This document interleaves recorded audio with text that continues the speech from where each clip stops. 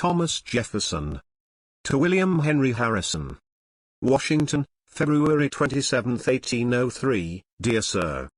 While at Monticello in August last I received your favor of August 6, and meant to have acknowledged it on my return to the seat of government at the close of the ensuing month.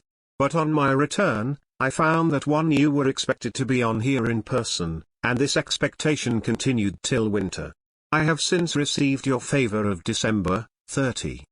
In the former, you mentioned the plan of the town which you had done me the honor to name after me, and to lay out according to an idea I had formerly expressed to you. I am thoroughly persuaded that it will be found handsome, and pleasant, and I do believe it to be the best means of preserving the cities of America from the scourge of the yellow fever, which being peculiar to our country must be derived from some peculiarity in it. That peculiarity I take to be our cloudless skies. In Europe, where the sun does not shine more than half the number of days in the year which it does in America, they can build their towns in a solid block with impunity. But here a constant sun produces too great an accumulation of heat to admit that. Ventilation is indispensable necessary. Experience has taught us that in the open air of the country the yellow fever is not only not generated, but ceases to be infectious. I cannot decide from the drawing you sent me, whether you have laid off streets round the squares thus or only the diagonal streets therein marked. The former was my idea, and is, I imagine, most convenient. You will receive herewith an answer to your letter as President of the Convention, and from the Secretary at War you receive from time to time information and instructions as to our Indian affairs. These communications being for the public records are restrained always to particular objects and occasions. But this letter being unofficial, and private, I may with safety give you a more extensive view of our policy respecting the Indians, that you may the better comprehend the parts dealt out to you in detail through the official channel, and observing the system of which they make a part, conduct yourself in unison with it in cases where you are obliged to act without instruction. Our system is to live in perpetual peace with the Indians, to cultivate an affectionate attachment from them, by everything just and liberal which we can do for them within the bounds of reason, and by giving them effectual protection against wrongs from our own people. The decrease of game rendering their subsistence by hunting insufficient, we wish to draw them to agriculture, to spinning and weaving. The latter branches they take up with great readiness, because they fall to the women, who gain by quitting the labours of the field for those which are exercised within doors. When they withdraw themselves to the culture of a small piece of land, they will perceive how useless to them are their extensive forests, and will be willing to pay them off from time to time in exchange for necessaries for their farms and families. To promote this disposition to exchange lands which they have to spare and we want, for necessaries, which we have to spare and they want, we shall push our trading houses, and be glad to see the good and influential individuals among them run in debt, because we observe that when these debts get beyond what the individuals can pay, they become willing to lop them off, by a cession of lands. At our trading houses too we mean to sell so low as merely to repay us cost and charges, so as neither to lessen nor enlarge our capital. This is what private traders cannot do. For they must gain, they will consequently retire from the competition, and we shall thus get clear of this best without giving offence or umbrage to the Indians. In this way our settlements will gradually circumscribe and approach the Indians, and they will in time either incorporate with us as citizens of the U.S., or remove beyond the Mississippi. The former is certainly the termination of their history most happy for themselves. But in the whole course of this, it is essential to cultivate their love. As to their fear, we presume that our strength and their weakness is now so visible that they must see we have only to shut our hand to crush them, and that all our liberalities to them proceed from motives of pure humanity only.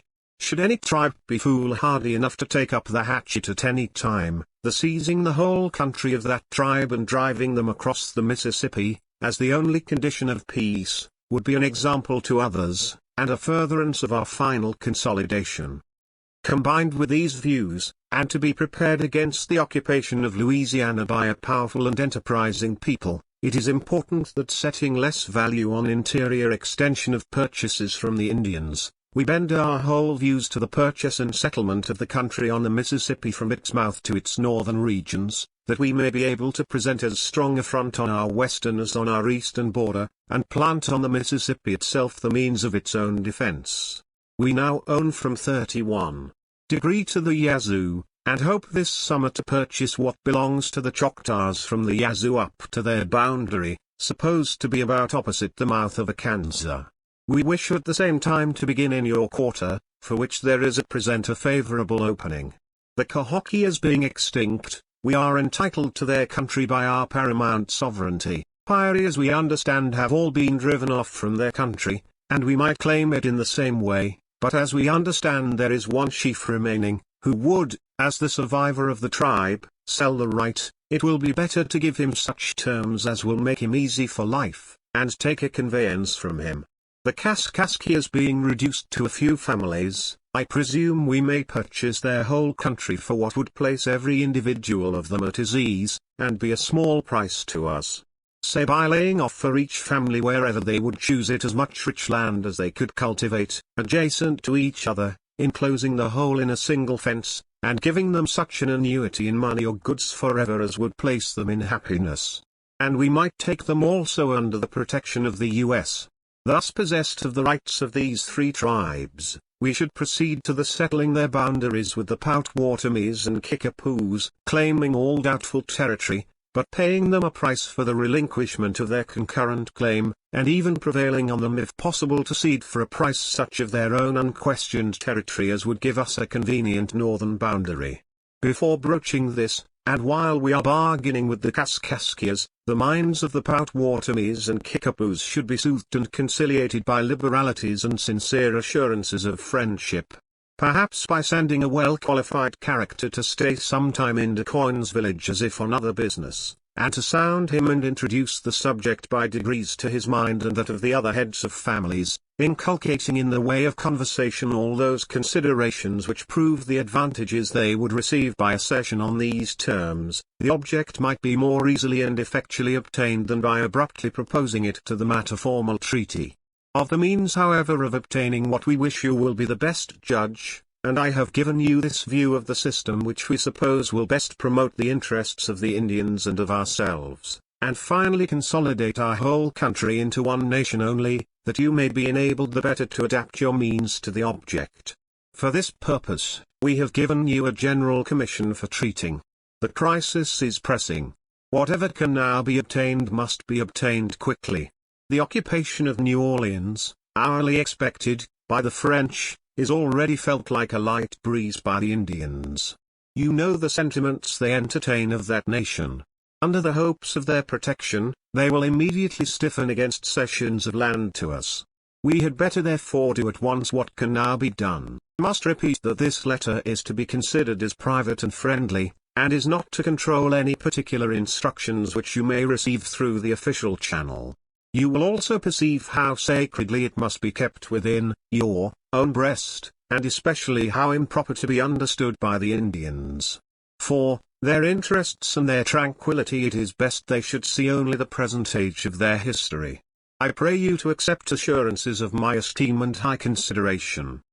Thomas Jefferson.